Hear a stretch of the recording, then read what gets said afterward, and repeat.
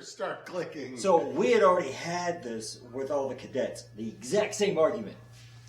And I was the one pulling the alert. But what? Shit. Fine. I'll go do it.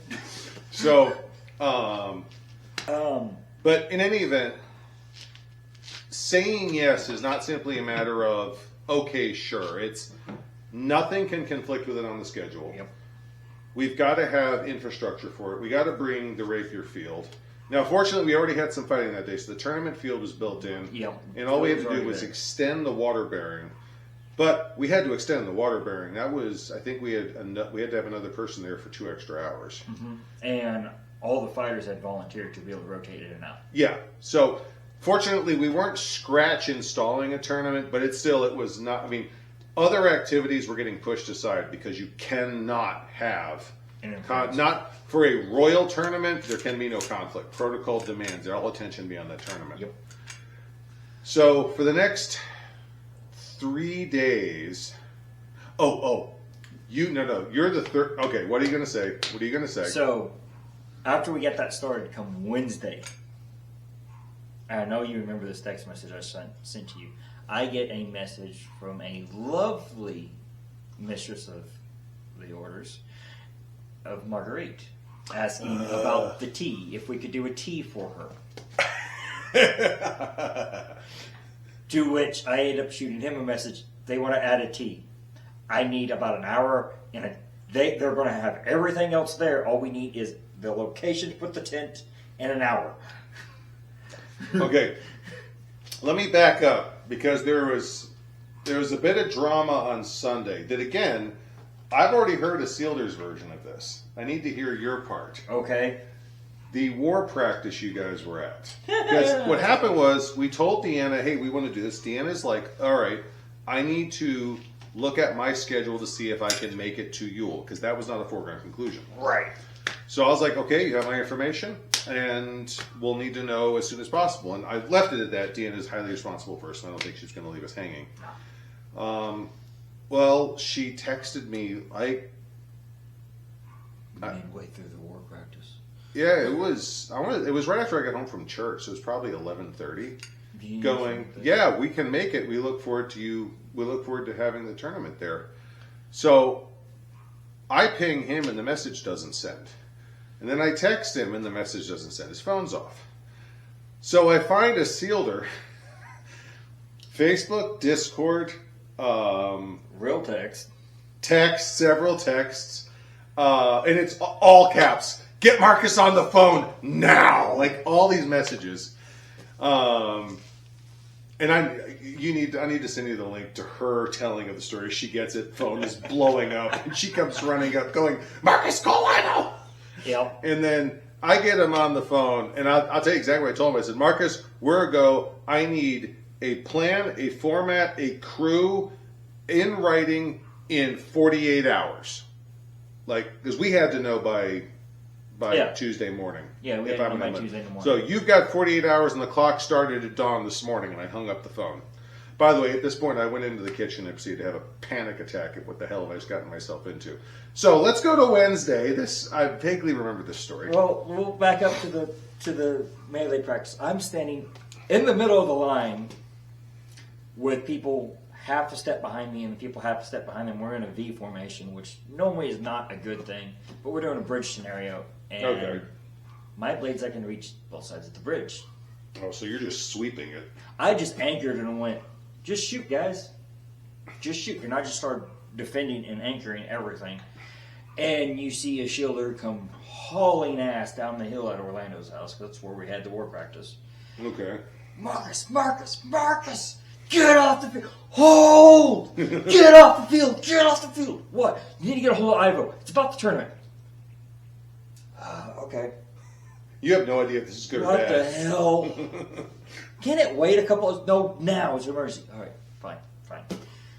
Where's my phone? Dig it out of my armor bag, which, if any of you guys have ever seen my armor bag, it's 2 bags. There's one of nothing but crap armor. I mean, not crap, but armor pieces and different stuff for everything else goes. And one of swords and miscellaneous parts for swords. Either one I could fit him into, so this is not a small hunting expedition. Yeah, and dig it out, turn it on, and then my phone, as it's turning on, it just starts blowing up.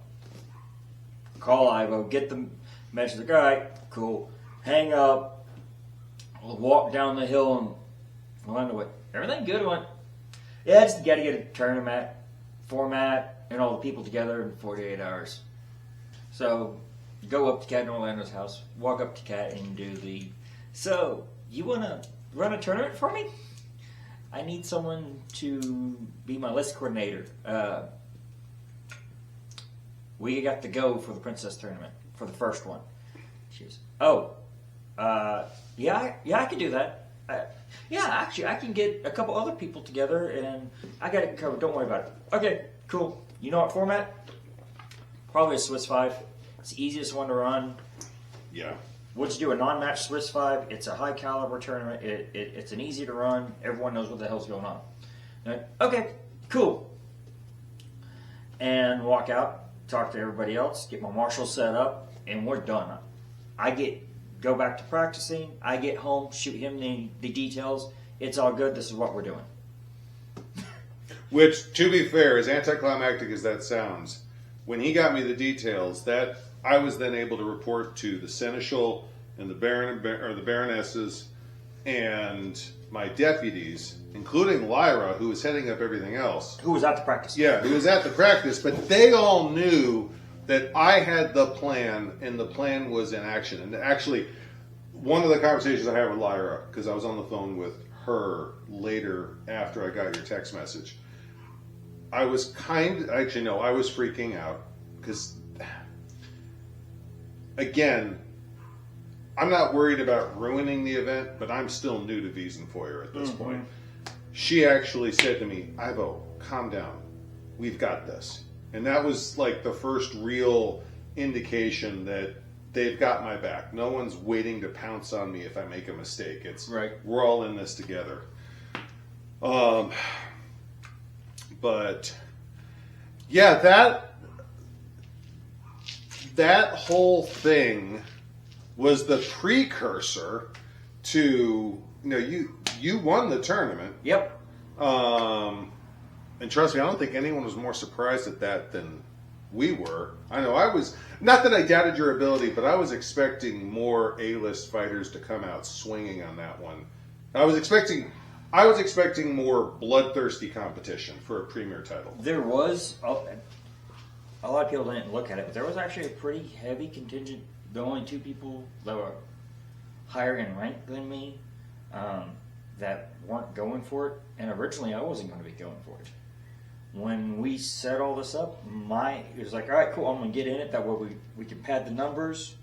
I'm going to drop out right beforehand. I don't care if I have to miss parry. I'm going to talk to the list mistress, and I'm going to bow out. I'm not going for this. I don't want that responsibility. I don't want to be first. And honestly, the more talking with Deanna throughout that week, talking with Marguerite throughout that week, which was her head of entourage, like, no, I could do this. This is a sweet woman. This is someone I can get behind protecting. I can get behind being her champion. And honestly, when we're setting up the list field for the Tours for Tots tourney that was happening before that, I was still undecided. So this really was a last-minute decision that you were going to fight to win. Yeah. I was the only one that gave her a letter of content, which to anyone that's never done that or have not seen the rapier community, at Queens we generally give a letter of content. Sometimes it's of any other form of art style. Most of the time it's of scroll work or illumination. And it's a short little brief letter saying, I intend to enter in your tournament to compete, to help you find a champion, or to compete to be your champion, however you choose to word it. Or some of them even put I can't be your champion due to whatever mundane or societonic reasons. And it's a nice little thank you for letting me enter your tournament. But it also means a lot to them. Mm-hmm. I didn't know when I did mine, I was the only one. I got told that afterwards. And she stopped, took her time, not only just to see it, but read it right there in front of me. And then thanked me. And I hope you actually compete to win. Mm-hmm. This was like 5 minutes before go. Yeah. And it was like, oh crap. Now, a protocol point that I want to point out that segues into what Marcus has just talked about. First of all, letters of intent are absolutely period. Mm-hmm. There were massive political reasons. There were massive logistical reasons.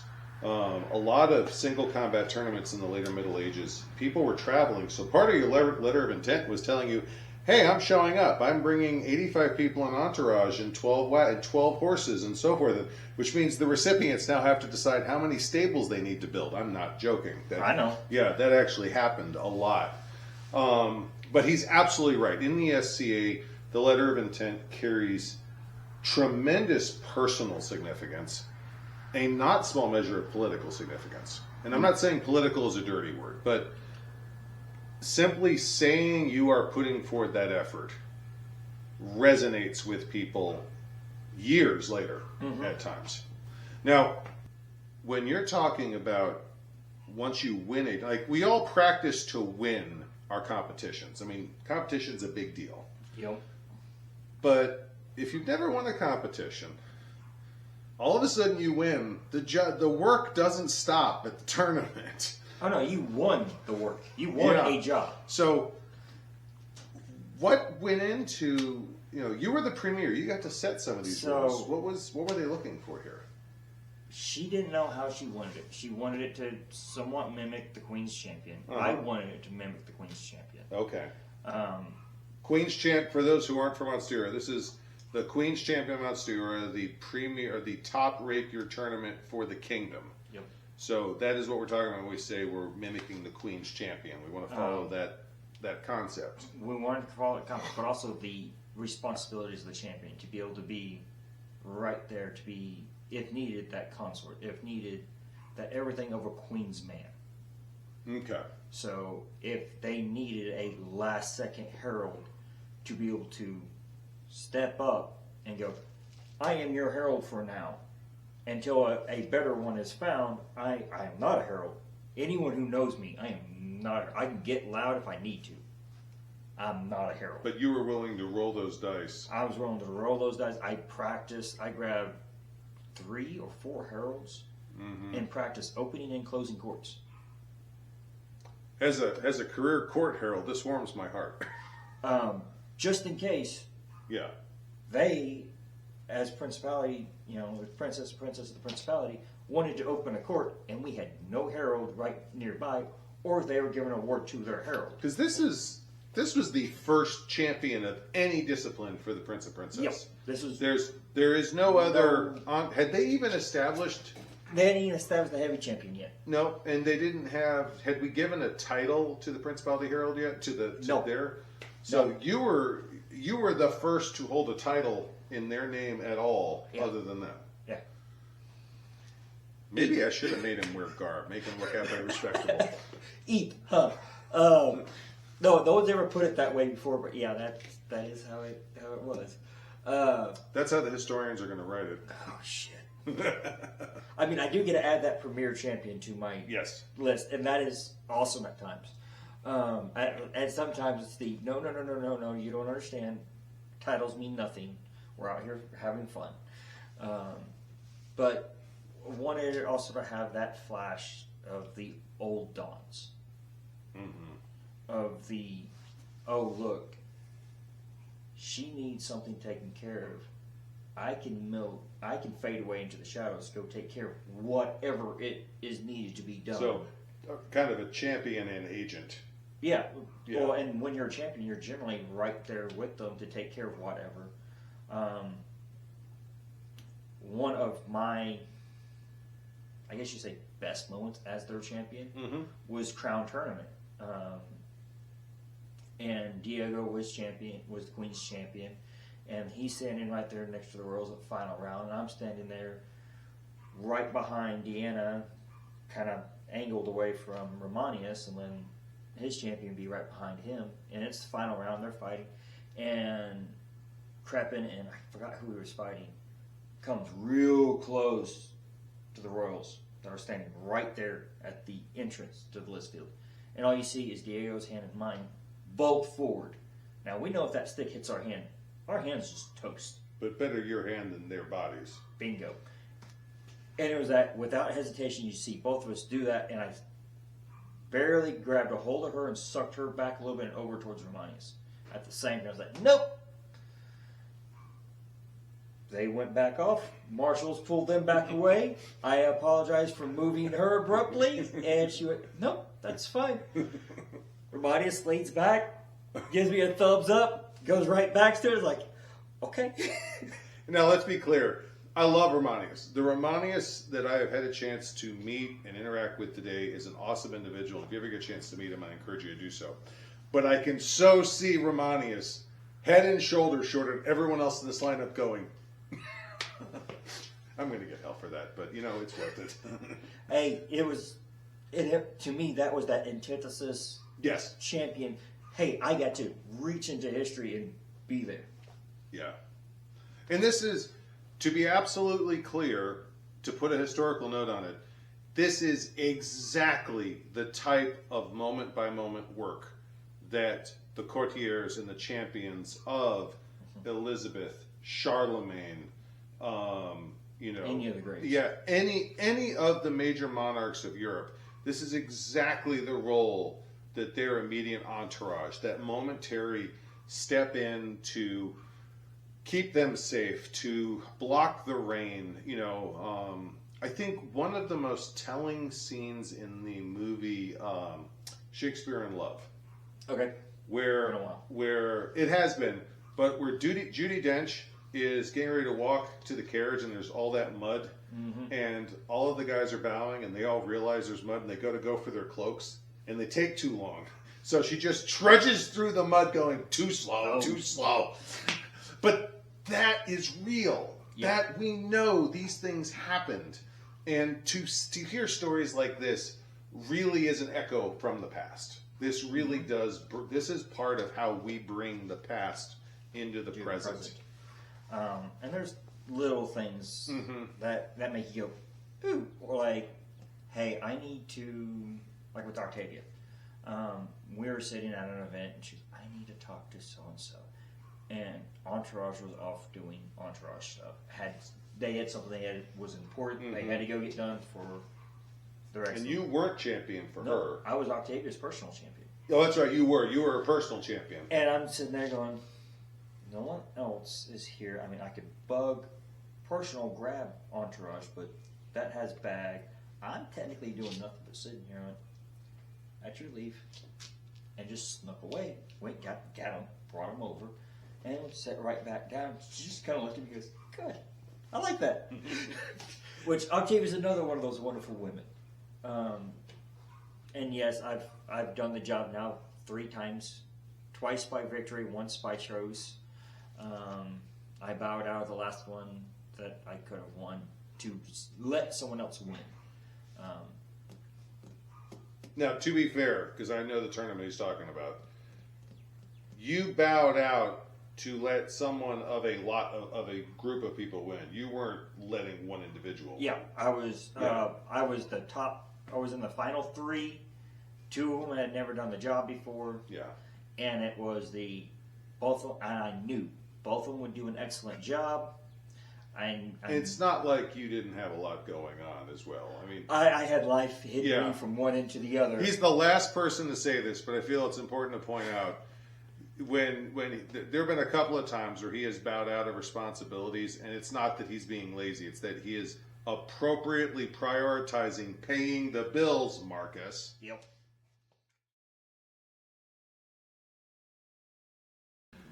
If there are 2 things I've learned that drive videos these days, it's controversy and engagement. Now, I am never going to fly the controversy flag on a regular basis. It's not what I'm here for. It's not the content I want to make, and I really don't think it helps any of us. But let's do engagement. If you like this video, please go down in the comments and leave a comment. Make sure to share the video. And last but not least, easiest of all, make sure to like the video. That helps drive the algorithm. It helps get the video views and helps promote this material. Thank you very much.